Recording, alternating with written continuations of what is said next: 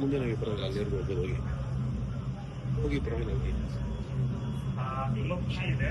ನನ್ನ ಲೈಫಲ್ಲೇ ಮೊದಲನೇ ಅವಾರ್ಡ್ ನಾನು ಯಾವತ್ತು ಎಲ್ಲೋ ಅವಾರ್ಡ್ ತಗೊಂಡಿದ್ದೆ. ಬಟ್ ನಾವಿನ್ನೂ ಏನು ಸಾಧನೆ ಮಾಡೋಕ್ಕೆ ಶುರು ಮಾಡಿಲ್ಲ.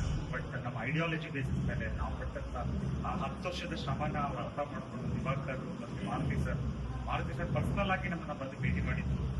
ನಮ್ಮ ಇನ್ಸ್ಟಾಗ್ರಾಮ್ ಪ್ರೊಫೈಲ್ನೆಲ್ಲ ನೋಡಿ. ಸೊ ಅವ್ರು ಮುಗಿಸಿ ಇಲ್ಲ ಇಲ್ಲಿಂದ ಸ್ಟಾರ್ಟ್ ಆಗಿ ಜರ್ನಿ ಸ್ಟಾರ್ಟ್ ಆಗಿ ನಮ್ಮ ಐಡಿಯಾಲಜಿಗೆಲ್ಲ ಸ್ಫೂರ್ತಿ ಸಿಗಲಿ ಅಂತ ಹೇಳಿದ್ರು.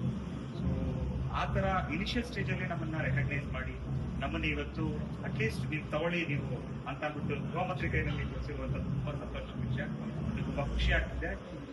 ಈ ತರದ್ದು ಕಾರ್ಯಕ್ರಮಗಳು ಇನ್ನೂ ಹೆಚ್ಚೆಚ್ಚಾಗಿ ಬಂತು ಅಂತಂದ್ರೆ ನಮ್ಮಂತ ಏನೋ ಒಂದು ಸಾಧನೆ ಮಾಡಬೇಕು ಒಂದು ವೇದಿಕೆ ಸಿಗ್ದಂಗೆ ಆಗುತ್ತೆ ಅಂತ ಹೇಳಲಿಕ್ಕೆ ಖುಷಿ.